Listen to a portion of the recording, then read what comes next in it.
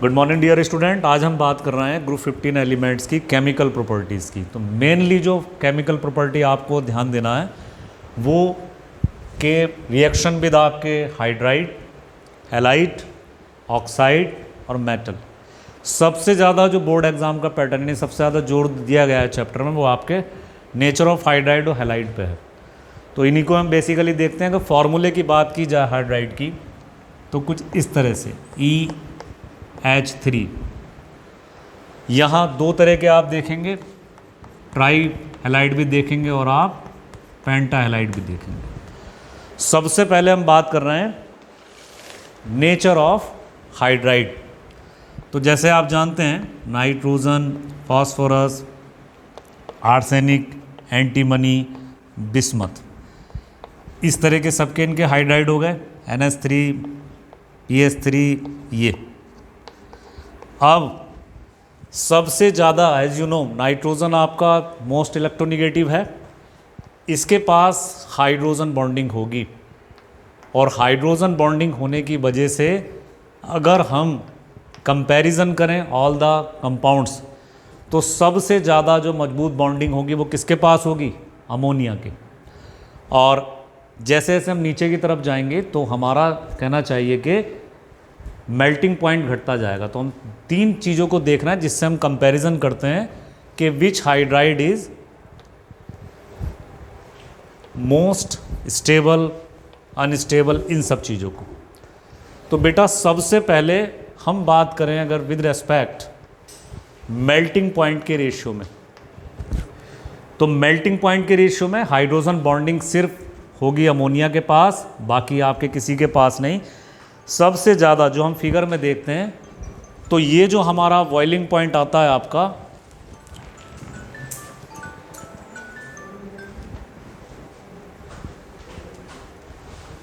सबसे ज़्यादा जो मेल्टिंग पॉइंट हम देखते हैं 195.2 kelvin is carry by the ammonia. Next 139.5, arsenic की बात करें 156.7 और बात करें एंटीमनी की 185.7। तो सबसे ज़्यादा जो मोल्टिंग पॉइंट शो हो रहा है वो आपके अमोनिया के द्वारा शो हुआ, and reason is because the hydrogen bonding is present in it. एक चीज़ क्लियर हो गई। MCQ टाइप क्वेश्चन मान लीजिए इस ग्रुप में, जैसे कि अब चेंज है पूरा का पूरा पैटर्न कि which one has the most higher most या which one has the melting point is higher other than member, तो आपका आंसर अमोनिया इसमें होगा। नेक्स्ट हम बात करते हैं आपके बॉन्ड डिस्टेंस की, यानी एलिमेंट आ गया आपके ग्रुप 15 का और हाइड्रोजन। बॉन्ड डिस्टेंस को अगर हम देखेंगे तो जैसे जैसे आपका साइज इंक्रीज होगा उसी तरह से आपकी बॉन्ड डिस्टेंस भी बढ़ती चली जाएगी। तो यहाँ फर्स्ट वाले की है 101.7 पिकोमीटर आपके अमोनिया में NH की जो बॉन्ड डिस्टेंस है। वहीं जैसे फास्फोरस का साइज बढ़ा 141.7, ये बॉन्ड डिस्टेंस आ गई आपकी। नेक्स्ट जब आप आर्सेनिक की बात करेंगे तब आपकी हो जाएगी 151.9, एंटीमनी की बात करेंगे आप तो 170.7। तो इसमें कहीं भी कोई एक्सेप्शन नहीं है। जैसे जैसे हम नीचे की तरफ जाएंगे बॉन्ड डिस्टेंस आपकी यानी EH बॉन्ड जो है डिस्टेंस आपकी इंक्रीज होगी। No exception in this case. अब अगर हम बात करें इनके फ्यूज़न की, अगर हम इनको सॉलिड स्टेट में ले जाएं और इनका डेल्टा FS निकालें हम फ्यूज़न के लिए, तो सबसे ज़्यादा मजबूत बॉन्डिंग जिसकी होगी उसको मेल्ट करने में हमें ज़्यादा एनर्जी लगानी होगी। तो भाई यहाँ जो है आपका 389 किलो जूल पर मोल आपके अमोनिया के केस में है, 322 आपके PH3 के केस में है, आर्सेनिक के केस में आपके 297 है और 255 जो है आपके वो एंटीमनी वाले में, इस तरह से। तो अगर हम तीन प्रॉपर्टी को रखें हाइड्राइड की तो सबसे ज़्यादा मेल्टिंग पॉइंट अमोनिया का होगा। रीज़न क्या है? Due to presence of hydrogen bonding. सबसे ज़्यादा बॉन्ड डिस्टेंस की बात करें तो जैसे जैसे हमारे ग्रुप 15 के एलिमेंट का साइज़ बढ़ेगा उस हिसाब से सबसे ज़्यादा बॉन्ड डिस्टेंस किसकी होगी? अगर हम बात करें लोअर की वैल्यू नहीं, एंटीमनी में आप देखेंगे it's 170.7, and when we compare it to the ammonia, so the NH bond distance is 101.7. Is it clear? Fusion अगर हम इनको सॉलिड स्टेट में ले जाएं या इनको बिल्कुल अलग करना हो, उनके बॉन्ड को तोड़ना हो या पूरी इनकी केमिस्ट्री को चेंज करना हो, तो सबसे ज़्यादा एंथैल्पी आपको अमोनिया में ही लगानी होगी। उसका रीज़न ये है कि जितनी ज़्यादा बॉन्ड की डिस्टेंस कम होती है उतनी ज़्यादा वो स्ट्रांगली हेल्ड होते हैं। तो ये आपने देखी चीज़ें, ये मैं बात कर रहा हूँ आपके हाइड्राइड के केस में। अब बात करते हैं हम हैलाइड में।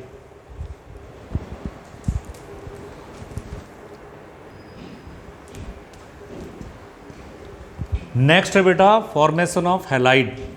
तो जैसा हमने आपको बताया, दो टाइप के हैलाइड आपके प्रिपेयर होते हैं। एक का फॉर्मूला है आपका EX3 और एक है आपका EX5।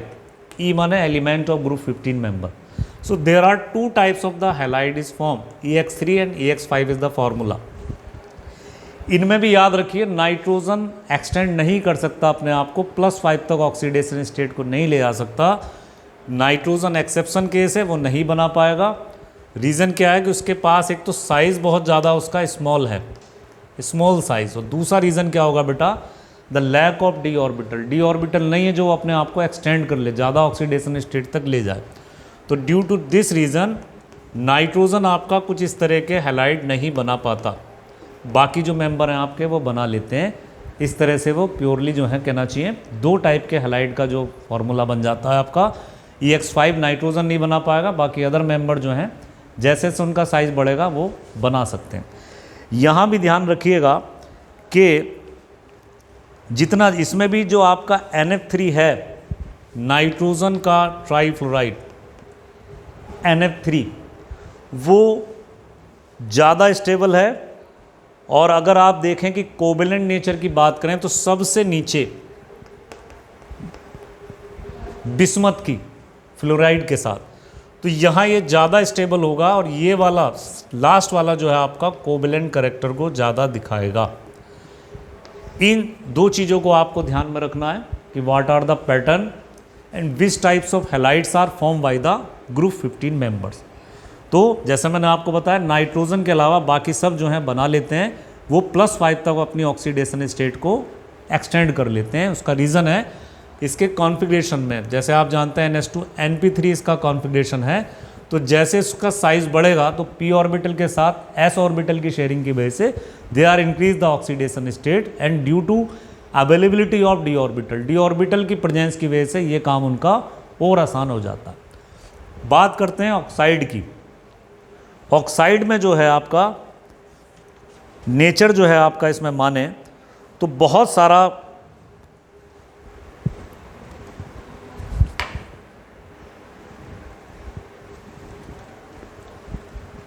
अब बात करें बेटा ऑक्साइड में, तो टू टाइप के ऑक्साइड जो हैं ग्रुप 15 के मेंबर हमारे बनाते हैं। इनका फॉर्मूला ध्यान रखिएगा। एक बनेगा आपका E2O3 इस तरह से, और नेक्स्ट है आपका E2O5। These are the formula. जितना ज़्यादा ऑक्सीडेशन स्टेट ग्रुप 15 की बढ़ती चली जाएगी, जैसे आप देख रहे हैं यहाँ हम बात करेंगे तो ऑक्सीजन की ऑक्सीडेशन स्टेट -2, यहाँ एलिमेंट आपका जहाँ E23 फॉर्मूला होगा, इसमें अगर हम देखेंगे तो हमारी +5 ऑक्सीडेशन स्टेट है। तो जैसे जैसे ऑक्सीडेशन स्टेट आपकी बढ़ेगी तो वहीं याद रखिएगा उसका एसिडिक नेचर भी बढ़ता चला जाएगा विद रेस्पेक्ट। तो ऑक्साइड जितना हायर ऑक्सीडेशन स्टेट आपके ग्रुप 15 जाएगा, then their nature of acidic is increase, उसका एसिडिक नेचर बढ़ता चला जाएगा। अब इसमें जो हमारे नाइट्रोजन और फास्फोरस हैं, यानी अगर नाइट्रोजन का हम N2O3 या P2O3 बनाएं तो वो प्योरली एसिडिक हैं। These are purely acidic. +3 oxidation state में भी नाइट्रोजन और फास्फोरस एसिडिक नेचर को अपना शो करते हैं। और वहीं अगर बात की जाए एंटीमनी की और आर्सेनिक की, आपके एंटीमनी हो जाएं या आर्सेनिक हो जाएं, ये जब अपना बनाएंगे इनका सभी का जो ऑक्साइड होगा वो बेसिक इन नेचर होगा। तो इस तरह का नेचर जो है हमारा ये दिखाते हैं। यानी अगर हम एंटीमनी का ऑक्साइड बनाना चाहें Sb2O3 या As2O3, यहाँ ये नेचर अपना बेसिक दिखाएंगे। तो पर्टिकुलर ग्रुप की बात की जाए, E2O3 के कॉन्सेप्ट से हम समझें तो एसिडिक नेचर कम होता हुआ अगर E2O3 में बात करें ऑक्साइड में, तो वहाँ बेसिक नेचर की तरफ ही फॉलो करते हैं, यानी एसिडिक टू बेसिक। तो ये कुछ ट्रेंड दिखाते हैं आपका। नेक्स्ट बेटा आपका जो पोर्शन इसमें आता है मेटल से क्या है, तो एल्कली हो या एल्कलाइन अर्थ मेटल हो, ये -3 ऑक्सीडेशन स्टेट को अपने शो करते हैं। दे आर शोइंग द, जितने ये तगड़े इलेक्ट्रोपॉजिटिव से जुड़ेंगे तो वहाँ अपनी ये -3 ऑक्सीडेशन स्टेट को शो करते हैं। और कुछ आपके हम बता रहे हैं जो मेटल से इनके कंपाउंड हैं, जैसे आपका है कैल्शियम नाइट्राइड Ca3N2। तो यहाँ आप ध्यान रखिएगा, कोई भी अगर आपका मेटल आ गया तो M3E2 इस फॉर्मूले को ये बनाएंगे, जिसमें M जो है आपका कोई भी मेटल हो सकता है, मे बी एल्कली है या एल्कलाइन है आपका। Ca3N2 आप देखेंगे कैल्शियम नाइट्राइड आपका बन गया। ऐसे ही आप देखेंगे कैल्शियम फॉस्फाइड Ca3P2। हमारी बॉन्स वगैरह में आप देखेंगे हार्डनेस के लिए फास्फोरस थोड़े फ्यू अमाउंट में होता है, तो यहाँ जैसे कैल्शियम आपका फॉस्फाइड है। ऐसे ही हम एल्कली मेटल की बात करेंगे तो आपका जैसे सोडियम आर्सेनाइड है, इस तरह से। तो ये मेटल के साथ भी, एल्कली या एल्कलाइन अर्थ मेटल के साथ भी -3 ऑक्सीडेशन स्टेट को ही शो करेंगे। और कुछ जो है आपके ये ट्रांजिशन एलिमेंट के साथ भी हैं, जैसे जिंक एंटीमोनाइड है आपका Zn3Sb2।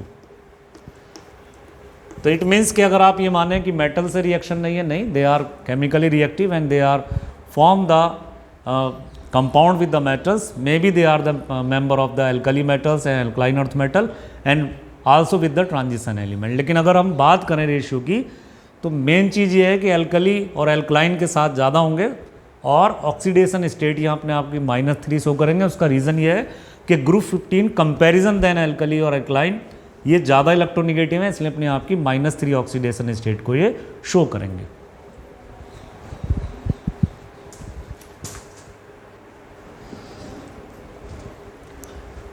बेटा नेक्स्ट हमारा सेगमेंट है कंपाउंड ऑफ नाइट्रोजन। मैं आपको बता दूं इस चैप्टर में फास्फोरस के एलोट्रॉप्स नहीं है। हमें जो आपके नाइट्रोजन के बहुत सारे कंपाउंड हैं जिनके स्ट्रक्चर को पढ़ना था वो इस साल CBSE ने रिड्यूस किया है। तो हमारे सिर्फ नाइट्रोजन को पढ़ना है और हमें अमोनिया को पढ़ना है बहुत अच्छी तरह से। 2 ही कंपाउंड की स्टडी हमें करनी है। How can they are prepare, what are their chemical property, ये चीज़ें हमें पढ़, what are the general characteristics of these compound. So these are in our syllabus, but the allotropes, allotropic form, ये चीज़ें हमारे सिलेबस में नहीं है। सबसे पहले बात आती है, हम जानते हैं कि हमारी इस पृथ्वी में एटमॉस्फेयर में सबसे ज़्यादा जो एलिमेंट है वो नाइट्रोजन है, 78%। तो उसी के वे में बात करना, नाइट्रोजन, डाई नाइट्रोजन जो गैस है, यदि हम उसको बनाना चाहें तो किस तरह से, हाउ कैन बी प्रिपेयर, किस तरह से हम उसको बनाएंगे। सबसे पहले अमोनियम क्लोराइड आप लेंगे, सबलाइम हो जाता है, पढ़ा है आपने, दे आर सब्लिमेट, बहुत जल्दी सब्लिमेशन के प्रोसेस में जाता है। अमोनियम क्लोराइड में यदि हम मिला दें सोडियम नाइट्राइट NaNO2, ये तो जहां आप जानते हैं कि एक तरफ हैलोजन रखा हुआ है और एक तरफ आपका सोडियम रखा हुआ है एल्कली, तो दोनों में तो फ्रेंडशिप होगी भाई, वो सबसे पहले बनेगा। तो सबसे पहले क्या बनेगा, आप NaCl बन गया। ये ट्रिक बता रहा हूँ याद करने की। जहाँ भी एल्कली मेटल किसी रिएक्शन में होता है उसको हैलोजन दिखाई देता है तो they are a good friend, एकदम से एक दूसरे को रिमूव वो करेंगे, तो NaCl बन गया आपका। अब आप देखिएगा यहाँ ऑक्सीजन भी है और इधर यानी हमारे पास ऑक्सीजन भी है, हाइड्रोजन भी है। ऐसी कंडीशन पे किसकी प्रेडिक्टिबिलिटी होती है बनने की, तो वाटर भी बनेगा हमारे इस अमाउंट में ये। और बचा हुआ क्या रहा हमारे पास, ये जो नाइट्रोजन है, यहाँ भी आप देखेंगे सोडियम नाइट्राइट में और अमोनियम क्लोराइड में भी देखेंगे, तो नाइट्रोजन के 2 एटम फंसे हुए हैं, तो वहाँ क्या होगा, मॉलिक्यूल जनरेट करेंगे इस तरह से। ये आपकी डाई नाइट्रोजन गैस बन गई। तो ये सिंपल तरीका है बनाने का, बहुत सिंपल, कि अमोनियम क्लोराइड में यदि हम सोडियम नाइट्राइड मिलाएं तो वाटर बनेगा, सोडियम क्लोराइड बनेगा और आपकी डाई नाइट्रोजन गैस भी बन जाएगी। इस तरह से बैलेंसिंग आप कर लीजिएगा, यहाँ जैसे 2s2 आ गया इस तरह से। अब नेक्स्ट बनाने का तरीका है ammonium chromate, ammonium dichromate NH4 2 और आपका Cr2O7, सेकंड आपके बनाने का प्रोसेस ही है, अमोनियम डाइक्रोमेट से आप बना रहे हैं। सिंपल सा प्रोसेस है, जैसे ही आप इसको एंथैल्पी देंगे, हीट देंगे, टेम्परेचर को आप बढ़ा देंगे, तुरंत जो है ये अपने आप में टूट जाएगा। और सबसे पहले जो है आपका यहाँ बनेगा क्रोमियम का ऑक्साइड Cr2O3, ये सबसे पहले आपका रिमूव होगा। Cr2O7 बिकम इनटू Cr2O3, कुछ नहीं होना। यहाँ आप देखेंगे 4 आपके पास ऑक्सीजन अब भी बच रही है। यहाँ हाइड्रोजन है आपके पास, हमने बताया जब हाइड्रोजन होता है और दूसरी तरफ आपके पास ऑक्सीजन हो तो वाटर बनने के चांसेस ज़्यादा होते हैं। दे प्रिपेयर द वाटर, यहाँ वाटर बन जाएगा आपका इस तरह से। और यहाँ आप देखेंगे नाइट्रोजन गैस आपकी जो है वो रिमूव हो गई, डाई नाइट्रोजन इस तरह से आपका रिमूव हो गया। बात बैलेंसिंग की करें तो आप देख रहे हैं यहाँ हाइड्रोजन आपके पास 4 2 8 हैं, यहाँ इस तरह से 4 लगा दीजिएगा, 4 ही हैं इस तरह से 7, और यहाँ आपके 3 और 4 7, इट्स बैलेंस। सिंपल 2 तरीके हमने आपको बता दिए, अमोनियम क्लोराइड और सोडियम नाइट्राइड से करवाएंगे रिएक्शन, वाटर बनेगा, सोडियम क्लोराइड बनेगा, नाइट्रोजन बनेगा। पूरा पैटर्न चेंज हो गया है, सिर्फ हमें कॉन्सेप्ट को समझना है। अब ऐसा नहीं है कि आपको हाउ कैन यू प्रिपेयर जैसे क्वेश्चन पूछे जाएं, आपको ये समझना है कि हाँ दिस प्रोसेस इज करेक्ट और नॉट। तो सिचुएशन बेस्ड चीज़ें होनी है, तो इसको समझना है कि आप इन 2 प्रोसेस से बहुत ईजिली बना सकते हैं, अमोनियम डाइक्रोमेट से भी और आपके सोडियम नाइट्राइड और अमोनियम क्लोराइड के रिएक्शन से। एक जो बनाने का तरीका वो है एजाइड के द्वारा। एजाइड जहाँ नाइट्रोजन अपनी कहना चाहिए 3 निगेटिव में 3 निगेटिव अपनी ऑक्सीडेशन स्टेट रखे, तो वहाँ हम उसको एजाइड बोल देते हैं। बैरियम एजाइड, ये नाइट्रोजन के 3 एटम अपने आप को रखे हुए हैं और नाइट्रोजन के 3 एटम अपने आप में किसी इस तरह से जुड़े हुए हैं कि उनकी जो कंबाइंड कहना चाहिए ऑक्सीडेशन स्टेट है वो आपके होती है -2 इस तरह से। तो वहाँ अगर ये अपने आप को बनाएं -1 इस तरह से शो करें तो बैरियम हम जानते हैं अल्कलाइन का मेंबर है, तो ये एजाइड कहलाता है। नाइट्रोजन के 3 एटम जुड़े हुए हैं और उनकी ऑक्सीडेशन स्टेट -1 आ रही हो, वहाँ ये एजाइड कहलाते हैं। These are form known as azide. इससे बनाने का तरीका बहुत इजी है। जैसे ही हम इसको हीट करेंगे, गर्म करेंगे, तो गर्म करने पे सबसे पहले आपकी बाहर निकलेगी नाइट्रोजन गैस, क्योंकि वो गैस है। थर्मोडायनेमिक्स का कॉन्सेप्ट है कि गैसियस चीज़ सबसे पहले बाहर निकलती है, क्योंकि उसमें इंटरमोलिकुलर फोर्स इतना ज़्यादा स्ट्रॉन्ग नहीं होता है। और बचा हुआ पार्ट जो हमारा रहेगा वो बैरियम रहेगा। तो इसको चाहे बैलेंस कर लीजिए आप। ये 3 प्रोसेस हैं बनाने के, एजाइड के द्वारा बना सकते हैं। एजाइड मैंने आपको बताया नाइट्रोजन के 3 एटम जुड़ जाएं और -1 ऑक्सीडेशन स्टेट को रख रहे हो तो उसको एजाइड बोल देते हैं। They are known as azide. किसी भी एजाइड से बना सकते हैं, सोडियम एजाइड, बेरियम एजाइड। अगर सोडियम एजाइड हो जाएगा तो यहाँ Na3 होगा, बस इतना अंतर होगा, क्योंकि वो तो अपनी ऑक्सीडेशन स्टेट को -1 ही दिखाएगा और ये आपका +1। Is it? These are the 3 process to form the dinitrogen.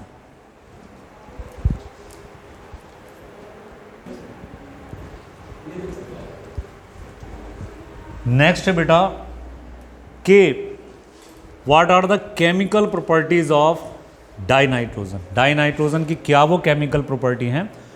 तो जैसे हमने आपको बताया कि नाइट्राइड बनाते हैं, अभी हमने आपको केमिकल प्रॉपर्टी बताई ग्रुप 15 की। सबसे पहले हम देखेंगे एल्कली मेटल के साथ, लिथियम ले लिया हमने, और एक ले लिया हमने एल्कलाइन अर्थ, जिसमें हमने ले लिया अपना मैग्नीशियम। चाहे एल्कली मेटल हो चाहे आपका एल्कलाइन अर्थ मेटल हो, ये नाइट्राइड ही बनाएंगे। यहाँ मैग्नीशियम, यहाँ डाइनाइट्रोजन। जैसे ही हम इनकी रिएक्शन कराएंगे तब जो है आपका, आप जानते हैं कि ये -3 ऑक्सीडेशन स्टेट रखते हैं, तो लिथियम का नाइट्राइड बन गया Li3n, और इसी तरह से आपका Mg3n2 मैग्नीशियम का नाइट्राइड बन गया। तो सिंपल वे में एल्कली मेटल के साथ जब भी डाइनाइट्रोजन रिएक्शन करेगी तो नाइट्राइड बनाएगी। एल्कली मेटल में जाएंगी तो फॉर्मूला कुछ इस तरह से होगा M3n, मेटल आपका एल्कली का, इस तरह के नाइट्राइड का फॉर्मूला हो जाएगा। और जब जो है आपका कहना चाहिए कि ये एल्कलाइन अर्थ मेटल से मिलेंगे तो इनका फॉर्मूला हो जाएगा आपका M3n2। तो ये आपकी पहली प्रॉपर्टी आ गई इसमें। नेक्स्ट वाली बात करें बेटा कि ये अभी आगे पढ़ेंगे आप, अमोनिया के लिए हैं। कि नाइट्रोजन अगर हाइड्रोजन से रिएक्शन कराई जाए, ये आपने इक्विलिब्रियम चैप्टर में लास्ट ईयर भी पढ़ा था क्लास 11th में। So the equilibrium is form, यानी ये रिएक्शन 2 डायरेक्शन में चली जाएगी, फॉरवर्ड भी हो जाएगी और बैकवर्ड भी हो जाएगी। इस पूरे को हैवर प्रोसेस का नाम दिया गया है। अभी हम इस पॉइंट में आ रहे हैं आगे। हैवर प्रोसेस इसको कहा जाता है, साइंटिस्ट के नाम पे है।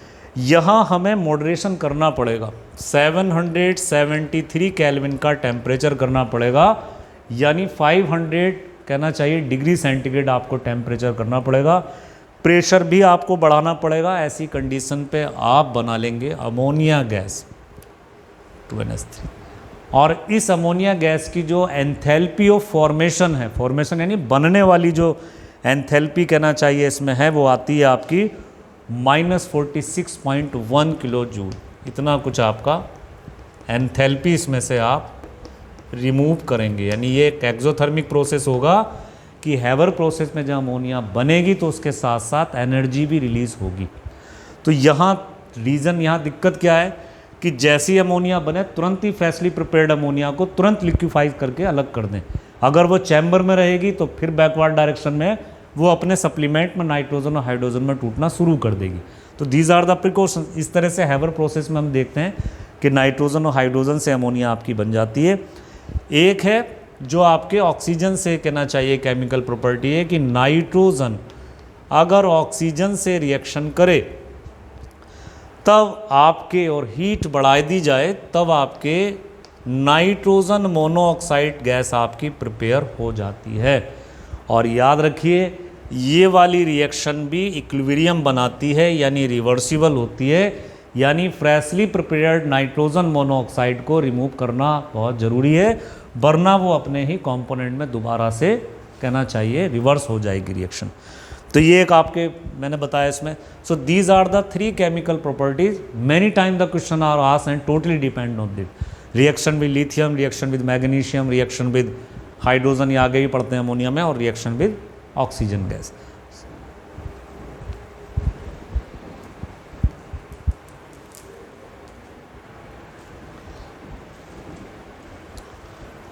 नेक्स्ट बेटा हैवर प्रोसेस। अभी हमने नाइट्रोजन और हाइड्रोजन की बात करी थी आपको कि नाइट्रोजन हाइड्रोजन से रिएक्शन अगर करेंगे इक्विलिब्रियम बनेगा और आपकी अमोनिया बन जाएगी गैस। ठीक, आपको टेम्परेचर भी बढ़ाना पड़ेगा, प्रेशर भी बढ़ाना पड़ेगा, ये चीज़ें आपको इंक्रीज़ करनी पड़ेंगी। इक्विलिब्रियम जनरेट होगा, यानी फ्रेशली प्रिपेयर्ड प्रोडक्ट को आपको रिमूव करना होगा। ये पूरा प्रोसेस जो आप अपने डिस्प्ले पे देख रहे हैं इसको हम हैवर प्रोसेस के नाम से जानते हैं। करते क्या है, एक चैम्बर से, एक पार्ट से आप नाइट्रोजन गैस को पुश करेंगे और दूसरे चैम्बर से आप लेंगे हाइड्रोजन गैस। 1 पार्ट से नाइट्रोजन, 1 पार्ट से हाइड्रोजन गैस आपकी इस तरह से आनी शुरू होगी। दोनों में रिएक्शन चूँकि बहुत स्लो है, एनर्जी बैरियर ज़्यादा है, तो हम यहाँ काम करते हैं कि इनको बहुत ज़्यादा लिक्विफाइड स्टेट में हम लेंगे। तो वहाँ कंप्रेसर के द्वारा, कंप्रेसर भी आपका ऐसा ना हो normal, 20 megapascal, and 1 megapascal is equal to 10⁵। तो 20 मेगा पास्कल इतना हायर कंप्रेसर हम यूज़ करते हैं जिससे तुरंत इन गैसेस को बहुत ज़्यादा हम लिक्विफाइड स्टेज में कन्वर्ट कर लें। कंप्रेसर के बाद आप देख रहे हैं जैसे ये गैस आनी शुरू होंगी इस वे में आगे बढ़ेगा। यहाँ कंप्रेसर है, कंप्रेसर के द्वारा कंप्रेस हो गई आपकी गैस, और तुरंत रिएक्शन के बाद ये गैस आगे बढ़नी शुरू होंगी लिक्विफाइड स्टेज में।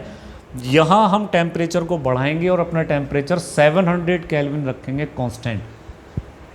यहाँ बहुत सारे कैटलिस्ट आपके रखे हुए होंगे जो इस रिएक्शन में एनर्जी बैरियर को कम करेंगे, कॉलिजन को बढ़ाएंगे, तेज़ी से रिएक्शन हमारी होगी। Al2O3 या K2 यानी एल्यूमिनियम ऑक्साइड और आपके पोटेशियम का ऑक्साइड को रखते हैं जो रिएक्शन को बहुत तेज़ी से बढ़ा दें। तुरंत जो है आपकी अमोनिया गैस यहाँ पे कहना चाहिए दोनों में रिएक्शन स्टार्ट होगी और दे फॉर्म द अमोनिया। अब इस बीच क्या होगा, जैसे ही हमारी अमोनिया गैस बनी हम इसको तुरंत जो है यहाँ कूल्ड करेंगे, ठंडा करेंगे। चैम्बर हमारा कूल करने के लिए है, ठंडा जोन है, यहाँ कूल्ड कर देंगे तुरंत। और अमोनिया प्रिपेयर होते ही हम इसको जो भी तैयार हो हमारी गैस अमोनिया तुरंत हम इसको कंडेंस करेंगे। कंडेंस करने के बाद इस चैम्बर से सेपरेट कर देंगे, अलग कर देंगे। उसके बाद भी बेटा बहुत सारा अमाउंट नाइट्रोजन और हाइड्रोजन का एक्सट्रैक्ट के रूप में रह जाता है। मतलब जैसे हमने बताया आपको इक्विलिब्रियम है, तो ऐसा नहीं है कि पूरी अमोनिया ही बन गई, फ्यू अमाउंट आपके नाइट्रोजन और हाइड्रोजन का भी बनेगा। तो ये तो हम जानते हैं कि जो डेंसिटी ज़्यादा तो लिक्विड की होगी, गैस की तो होगी नहीं भाई। तो लिक्विड आपकी जो अमोनिया है वो तुरंत बैठेगी बॉटम में, और तुरंत हम उसको सेग्रीगेट कर देंगे, अलग कर देंगे, सेपरेट करेंगे। और जो आपका एक्सट्रैक्ट रह गया नाइट्रोजन और आपकी हाइड्रोजन गैस, वो फिर बाहर निकल जाएगी चैम्बर से, और एक बार फिर पंप के द्वारा हम इन बोथ गैसेस को आगे की तरफ बढ़ाएंगे। पंप के द्वारा फिर एक बार हम इस गैस को ले जाएंगे अपने इसी चैम्बर में जहां हमारे कैटलिस्ट रखे हुए हैं। यहाँ टू वे प्रोसेस होगा, एक तो इस साइड से आ रही है आपकी नाइट्रोजन हाइड्रोजन गैस, और एक आपकी इस साइड से, यानी द बोथ डायरेक्शन है बाय दिस। तो दो अलग अलग डायरेक्शन से आने के बाद यहाँ जो है आपका फिर यही प्रोसेस चलता रहेगा। इस तरह के कंटिन्यूस प्रोसेस चलता रहता है। हम लोग एक साइंटिस्ट के नाम से इस पूरे प्रोसेस को जानते हैं, दे नोन एज ए हैवर प्रोसेस। यहाँ जैसे मैंने आपको बताया कि जब ये मॉलिक्यूल बनेगा अमोनिया का, तो एनर्जी भी इसमें रिलीज़ होती है। ये एनर्जी आपकी रिलीज़ होगी -46.1। Is it clear? तो इस तरह से जो है आप देखेंगे इसमें